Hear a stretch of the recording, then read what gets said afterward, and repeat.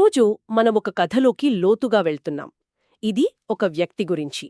అతనొక మేధావి, 100 కోట్ల అధిపతి, ఆవిష్కర్త. అవును.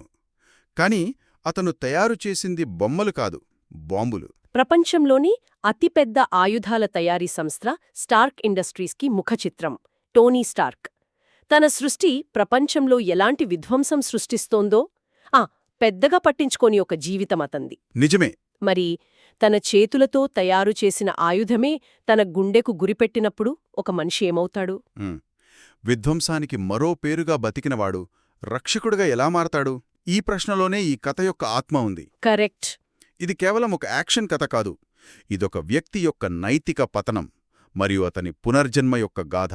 టోనీ స్టార్క్ అనే వ్యక్తి ఒక బుడగలో బ్రతుకుతుంటాడనమాట. ఆ బుడగ నిండా డబ్బు, కీర్తి, విలాసాలు. అంతే. కాని ఆ బుడగ బయట అతని పేరుమీద జరుగుతున్న మారణహోమం అతనికి కనిపించదు, లేదా అతను చూడాలనుకోడు. ఈ కథ ఆ బుడగ పగిలిపోయిన తర్వాత ఏం జరిగిందనే దాని గురించే. ఈ కథ మొదలయ్యేది ఆఫ్ఘనిస్తాన్లో. అక్కడ యుద్ధ వాతావరణం మధ్యలో టోనీ స్టార్క్ తన సరికొత్త ఆవిష్కరణ జెరికో క్షిపణిని అమెరికా సైన్యానికి ప్రదర్శిస్తున్నాడు. తన స్నేహితుడు సైనిక అధికారి జేమ్స్ రోడ్స్ పక్కన నిలబడి అతనా క్షిపణి గురించి వివరిస్తున్న తీరు చూస్తే ఏదో కొత్త కారుని మార్కెట్లోకి విడుదల చేస్తున్నంత సంబరంగా ఉంటుంది. నిజమే. అంత తేలికగా తీసుకుంటాడు. నిజానికి అది కారమ్మకం కంటే చాలా ప్రమాదకరమైంది. ఎందుకంటే అతనా టెక్నాలజీని ప్రేమిస్తున్నాడు, కాని దాని పర్యవసానాలను పూర్తిగా విస్మరిస్తున్నాడు. అవును. అంటే విధ్వంసాన్ని కూడా ఒక వినోదంగా, ఒక అమ్మకం సరుకుగా మార్చగల నైపుణ్యం అతనిది. మానవ జీవితాల విలువ కంటే తన మేధస్సు యొక్క గొప్పదనాన్ని ప్రదర్శించడమే అతనికి ముఖ్యం. ఈ వైరుధ్యమే అతని కథకు పునాది. ఒక మేధావి, కాని వివేకం లేనివాడు. కరెక్ట్. ప్రదర్శన విజయవంతంగా ముగుస్తుంది. కాని ఆ తర్వాత జరిగిన సంఘటన అతని జీవితాన్ని, అతను నమ్మిన ప్రపంచాన్ని మొత్తం తలక్రిందులు చేస్తుంది. సైనిక కాన్వాయ్లో తిరిగి వస్తుండగా 10 రింగ్స్ అనే ఒక ఉగ్రవాద సంస్థ మెరుపు దాడి చేస్తుంది. టోనీకి దిగ్భ్రాంతి కలిగించే విషయమేంటంటే ఆ దాడిలో పేలిన క్షిపణి మీద స్టార్క్ ఇండస్ట్రీస్ అని రాసి ఉంటుంది. తన సొంత ఆయుధం. ఆశ్చర్యం, భయం. తన సృష్టే తనని చంపడానికి వస్తే ఇంకెలా ఉంటుంది? ఆ పేలుడులో టోనీ తీవ్రంగా గాయపడతాడు. ఇది కథలో మొదటి అతి పెద్ద మలుపు. అతని అహంకారపు బుడగ ఒక్కసారిగా పగిలిపోతుంది. తన సొంత ఆయుధమే తన చావుకు కారణమయ్యే పరిస్థితి. అతని నియంత్రణలో ఉన్న ప్రపంచం ఒక్కసారిగా చేజారిపోతుంది. అతను ఇప్పటివరకు ఒక ఆట ఆడుతున్నాడు, కాని ఇప్పుడు ఆ ఆటలో తనే ఒక పావుగా మారాడు. అవును. ఆశ్చర్యం, భయం, నమ్మలేని నిజం, ఈ 3 భావోద్వేగాలు అతని చుట్టుముడతాయి. ఆ క్షిపణి ముక్కలు అతని శరీరంలోకి చొచ్చుకుపోయి గుండెకు అత్యంత సమీపంలో ఆగిపోతాయి. అతను కళ్ళు తెరిచేసరికి ఒక చీకటి గుహలో బందీగా ఉన్నాడు. అతనితో పాటు అక్కడ ఎన్సెన్ అనే ఒక డాక్టర్ కూడా బందీగా ఉన్నాడు.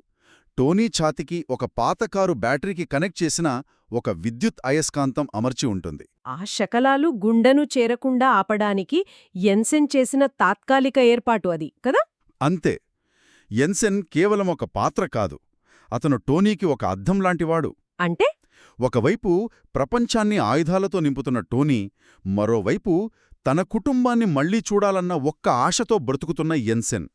ఆ గుహలో టోనీ చూసింది ఉగ్రవాదులను కాదు, తన వల్ల నాశనమైన జీవితాలకు ఒక ప్రతినిధిని.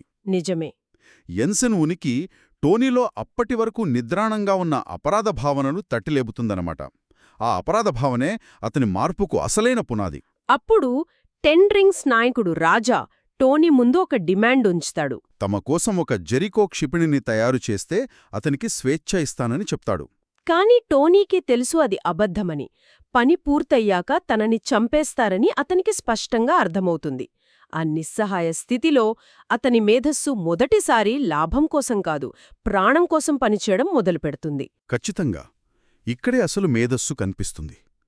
ప్రాణాలను నిలబెడుతున్న పెద్ద కార్ బ్యాటరీ స్థానంలో అతను ఒక చిన్న శక్తివంతమైన ఆర్క్ రియాక్టర్ను రహస్యంగా తయారుచేస్తాడు.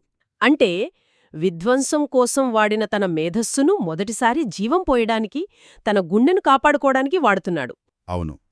ఇది కేవలం ఒక ఆవిష్కరణ కాదు, అది అతని ప్రాయశ్చిత్తానికి మొదటి అడుగు. ఆ కొత్త ఆర్క్ రియాక్టర్ ఇచ్చిన శక్తితో, ఇచ్చిన ఆశతో అతను ఒక పెద్ద ప్రణాళిక వేస్తాడు. క్షిపణిని కాదు. అక్కడుంచి తప్పించుకోడానికి ఒక కవచంతో కూడిన సూట్ను తయారు చేయడం మొదలుపెడతాడు.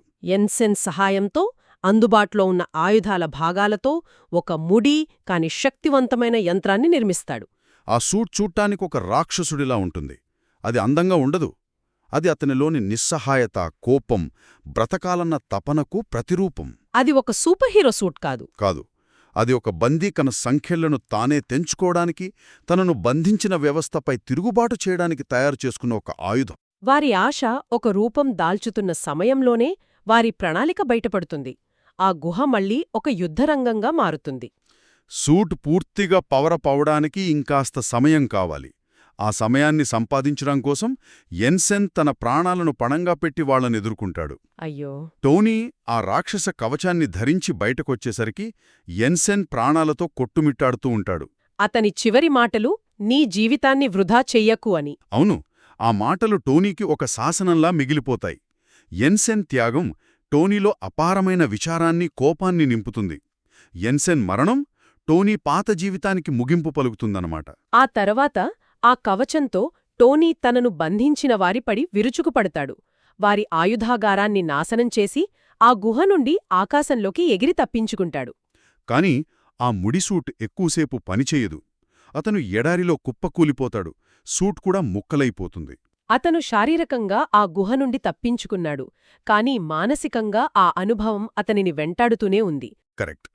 అమెరికాకు తిరిగి రాగానే ఆ పశ్చాత్తాపం అతనితో 2 పనులు చేయిస్తుంది. 1 తన గతాన్ని నాశనం చేయడం, 2 ఒక కొత్త భవిష్యత్తును నిర్మించడం. మొదట గతాన్ని నాశనం చేయడం. ఇంటికి వచ్చిన వెంటనే ఒక ప్రెస్ కాన్ఫరెన్స్ పెట్టి స్టార్క్ ఇండస్ట్రీస్ ఇకపై ఆయుధాలను తయారు చేయదని సంచలన ప్రకటన చేస్తాడు.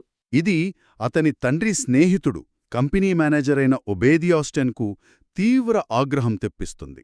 స్టెన్ రూపంలో పాత వ్యవస్థ అతని మార్పును ఎలా వ్యతిరేకిస్తుందో మనకు తెలుస్తుంది కదా. అవును, లాభాల కోసం నైతికతను పక్కన పెట్టే ప్రపంచానికి స్టెన్ ఒక ప్రతినిధి. మరి ఈ మార్పు ఎంతవరకు నిజమైనది? ఇది కేవలం ఆ షాక్ నుండి వచ్చిన ఒక ఆకస్మిక నిర్ణయమా, లేక నిజమైన పరివర్తన? మంచి ప్రశ్న. ఆ సమయంలో అది ఎంత నిజమో టోనీకే పూర్తిగా తెలియదు. కాని అతని చర్యలు చూపిస్తాయి. అతడు తన ఇంట్లోని వర్క్షాప్లో ఒంటరిగా కొత్త భవిష్యత్తును నిర్మించడం మొదలుపెడతాడు. మరింత ఆధునికమైన, శక్తివంతమైన కొత్త సూటును, దానికోసం ఒక కొత్త ఆర్క్ రియాక్టర్ను తయారుచేస్తాడు. గుహలో భయంతో, నిస్సహాయతతో చేసిన నిర్మాణానికి, ఇంట్లో ఆత్మవిశ్వాసంతో, ఒక లక్ష్యంతో చేస్తున్న నిర్మాణానికి చాలా తేడా ఉంది. ఆ సమయంలోనే అతని సహాయకురాలు పెప్పర్ పాట్స్ ఒక బహుమతి ఇస్తుంది. అతను గుహలో తయారుచేసిన పాత ఆర్క్ రియాక్టర్ను ఒక గాజు పెట్టెలో పెట్టి, దానిపై టోనీ స్టార్కుకు ఒక హృదయం ఉందని నిరూపణ అని రాసి ఇస్తుంది. ఇది చాలా ముఖ్యమైన క్షణం. చాలా ముఖ్యమైంది. ఎందుకంటే ఆ పాత రియాక్టర్ అతని గాయానికి, అతని గడిచిన కాలానికి చిహ్నం. పెప్పర్ దానిని ఒక జ్ఞాపికగా మార్చి అతని మార్పును గుర్తించింది. అతనిలో ఒకప్పుడు లేని హృదయం ఇప్పుడు ఉందని ఆమె నమ్ముతోంది. అది అతనికి ఎంతో నైతిక స్థైర్యాన్నిస్తుంది. కాని అతను తన గతాన్ని వదిలించుకుందామనుకున్నా అది అతని వదలదు. ఒక రిపోర్టర్ ద్వారా టోనీకి ఒక చేదు నిజం తెలుస్తుంది. తన కంపెనీ ఆయుధాలు అతను ఆపమని చెప్పిన తర్వాత కూడా ఇంకా 10 రింగ్స్కు అక్రమంగా అమ్ముడవుతున్నాయని. ఆ ఆయుధాలను ఎన్సెన్ సొంత గ్రామంపై దాడికి వాడుతున్నారని తెలియగానే అతనిలో ఆశ్చర్యం, కోపం కట్టలు తెంచుకుంటాయి. ఇది అతనికి మరొక పెద్ద షాక్.